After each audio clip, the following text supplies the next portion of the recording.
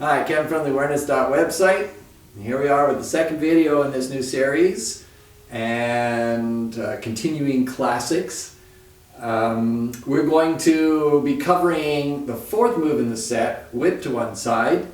And also too, we've had something come up and it's been brought up before and just recently from another viewer. So I figured we're going to address that in this video, and it's a question about the arm extending out in the moves. So we're going to talk about that a little bit.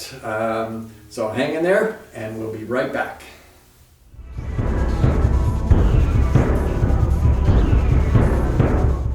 Okay, whip to one side. It's a great move. We're going to go into a fair bit of detail because there is a lot involved in this move. So we're just going to work on the one move this time. This is a move that there's lots of different ways to do it. Mr. Moy would introduce variations of it. Different instructors would come to lead workshops and they'd have different ways or different tips and things, and I'll share a couple of those ideas with you.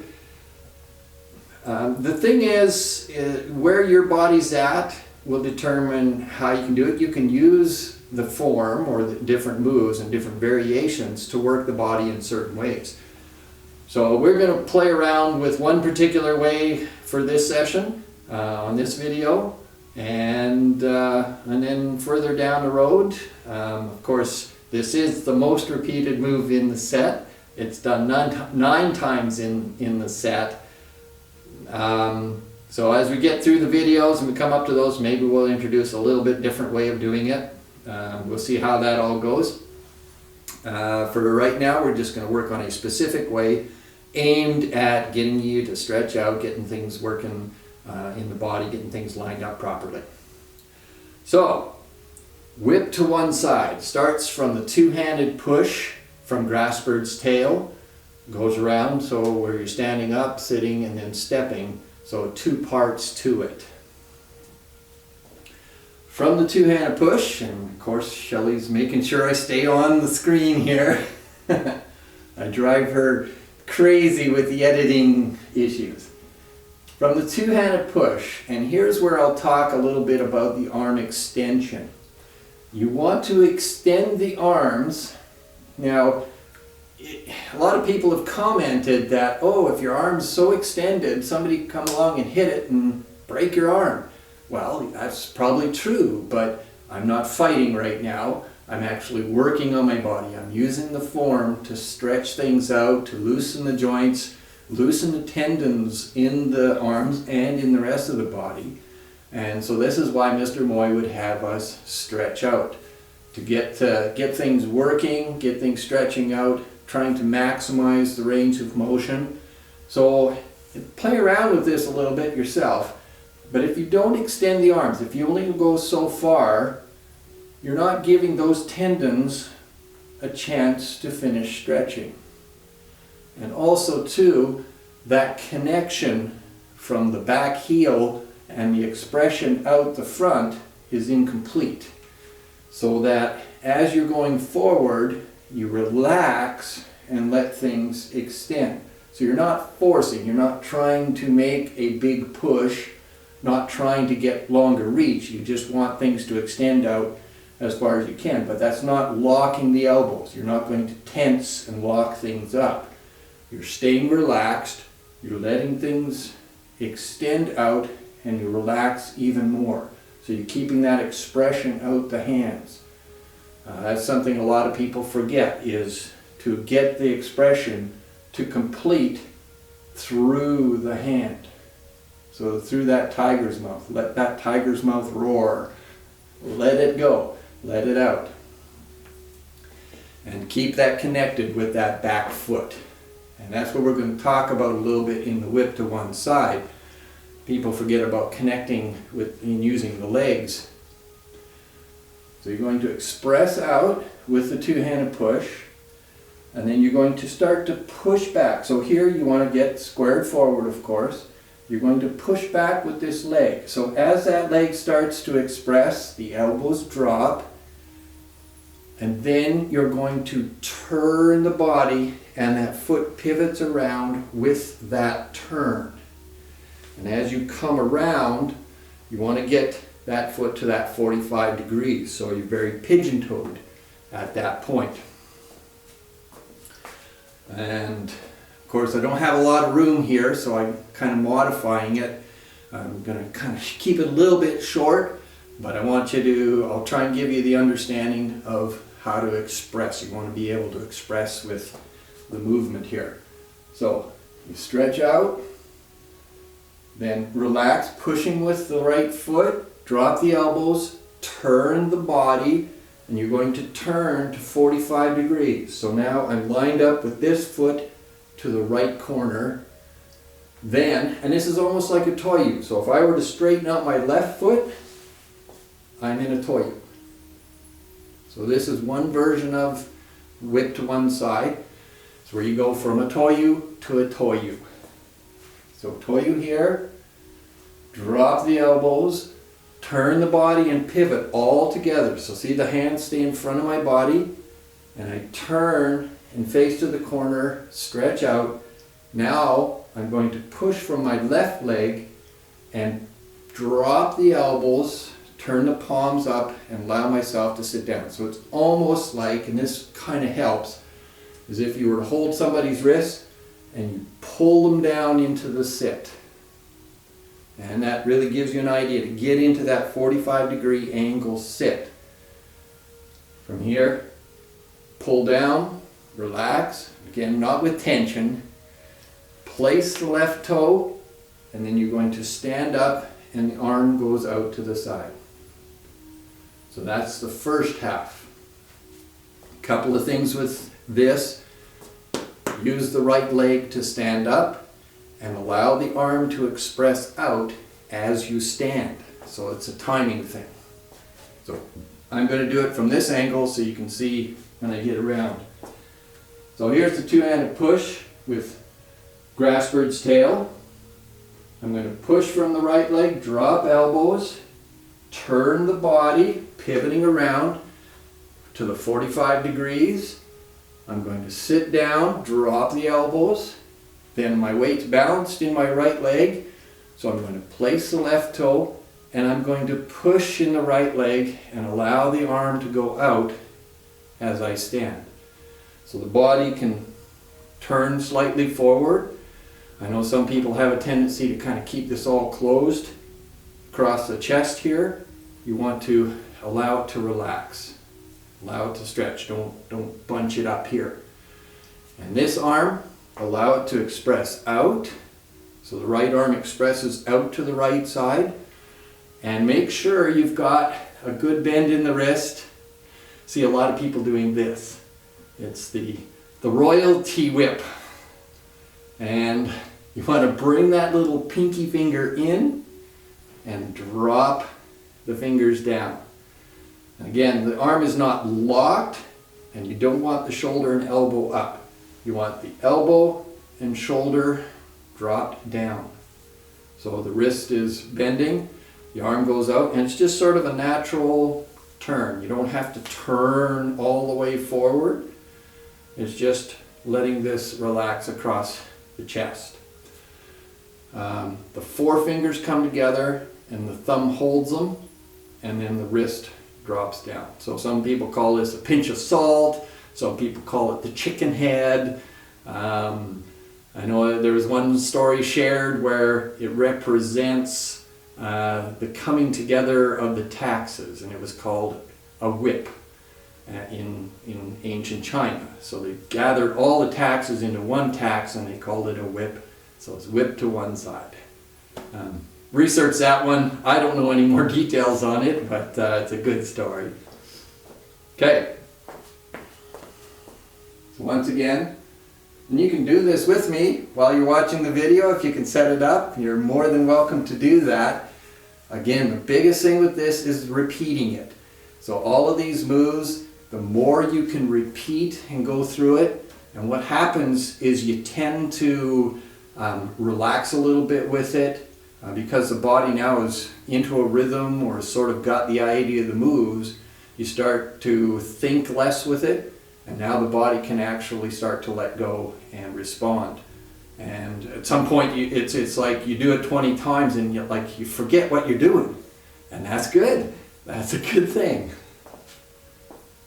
Two-handed push. Squared forward. Push from the right leg. Drop elbows. Hands in front as you turn. Pivot around to the 45. Extend out. Sit back and drop elbows. Almost like you're pulling in. Place the left toe. Stand up. And the arm expresses out to the right side as you stand. You can look in that direction or keep looking ahead. The next part is you're going to sit back down. So you're standing, so all the weight's on the right leg. So you're expressing out from that right leg. You sit back down, step out, and then the left hand turns forward and the right arm expresses out to the right side. So again, you're going to square forward. It's a common thing that people will push kind of sideways with this one. This arm's sort of dropping back here. You want to make sure that as you come forward, you're going to get squared forward and the right arm is out to the side and maybe even slightly forward of the shoulder line. So you don't want it straight out here so your shoulders are bunching. Kind of slightly forward and balanced expression with both arms. So once again, and I'll talk about the cheater step here. Quite often if you don't have enough strength or maybe your balance is a little off, you're going to keep this left toe down when you sit. So it's just like, and sometimes we practice brush knees like this to work on getting the hips to sit down. So it's not just a knee bend, you want the hips to relax and sit down and make sure that you're angled to the 45 degrees as you do that. So it's almost like you turn and relax into this leg. As you do that, you can keep this left toe touching for balance and stability for the hips, and then you can step out and then turn forward and express out with the arms and square to the front. Show you from the side here. I'm getting a mention here. Check out the foundation video because that'll show you the foundations that we're applying here. Of course, you can see the toyus squaring to the front, but also try and keep in mind the principles of not letting the knee go too far forward, squaring the hips, straight line, heel to head, all that kind of stuff, equal and opposite with the arms. So as both arms are going out, equal and opposite expression. From here, okay, you sit down, so keeping the hips to sit back like a danyu, step out, and then turn forward, expressing from the back leg and letting both arms express. So you can see that straight line. Everything is expressing from there, squaring to the front. So pay attention to those principles as you go through it. Go through the move slowly, but do it lots of times. Maybe you do it 5 times on each principle. So that means you'll do it like 25 times. It's great. And the foundation exercises. So in the beginning part, the turning the body. Okay, so basically you're in a toyu, which is like a one-legged danyu in the front here. So when you start to come out of that danyu, standing up, the elbows drop, and then you're going to use the turning exercise. So you're just going to turn the body, but as you do that, you're going to allow the whole body to turn, and this foot turns with you. Then, as you're in this toyu, you're going to pull in and sit back down. So danyu here, place this toe, and then you're going to danyu up. Expressing out with the arm as you do it, and then you're going to sit back down. So as you sit down, you relax, turning, step out, turn, pushing from the back leg, so it's like a danyu coming up in the back leg, get squared forward, and relax into the front leg and express. Equal and opposite expression. So notice my arm is slightly ahead, not straight in line with my shoulders, but slightly ahead so the back can relax, and allowing both arms to relax. One thing you can work on to help you build strength, we had a workshop one time, and this fella came out from Toronto. He worked lots with Mr. Moy, Alan Luft, and he grilled us on this move. It was brutal, and one of the biggest things is being able to get up to the top here, but then lift this left toe as you sit back down and step. So you're floating that foot. You don't want to lift the foot way up in the air and step out. You want to float it, just a little bit off the ground. So the toe is touching as you come up, and then as you relax back down, the foot comes up, step out, and then push. We did this move for hours, and that was the biggest thing. He grilled us, he ridiculed us, chicken legs and all that kind of stuff, because we weren't keeping the balance in the right leg, able to lift that toe as you sit down. Lots of the moves in the set, you'll be able, once you start to do that, has a very different effect on how the hip structure benefits from it, and the leg strength and all that. Being able to support your weight on one leg. So, go through it one more time. Two-handed push. Drop elbows, push from the leg. Turn the body. Extend, express out. Express back in. Pull in. Place the toe. Push up. Express out. Lift the toe if you can, if you got the balance. Sit down. Step out. Turn, dawn you up. Expressing. Relax and continue to express. So that's whip to one side. That's one of the moves, or one of the ways to do that move. And of course, down the road, there will be diagonal single whip and horizontal whip. So same kind of principles, just a little different expression with them. Something else that some people have talked about or asked about in the martial aspects. You want to be a little bit careful with that. I've answered one of our viewers was commenting about the martial part of it and talking about how important that is. And in the martial arts, Tai Chi is very powerful. But the way Mr. Moy presented this is we're working on transforming the body. We're working on trying to get the body to open up, get the circulation systems going to benefit in terms of health and in terms of just a quality of lifestyle, a quality of life. When you're doing the moves, thinking of how you're going to fight with somebody, or how you're going to turn this into a grab or a throw or a lock or something, it puts a lot of tension into the movements, and that affects our tendons, which affects our circulation. And we have a mindset that's going on with it, that it's supposed to happen this way. In reality, each of the moves in a conflict situation, the form goes out the window. It's very spontaneous. And I responded to one fellow, and the way I see it is the Tai Chi is not teaching you fighting techniques. Yes, there can be techniques in it and stuff, but it's teaching your body how to move properly. And that is probably a much more important aspect in terms of a conflict than knowing a particular technique. I remember at one workshop, Mr. Moy had said, once the body develops and changes, techniques and tricks don't work on it anymore, which is very interesting.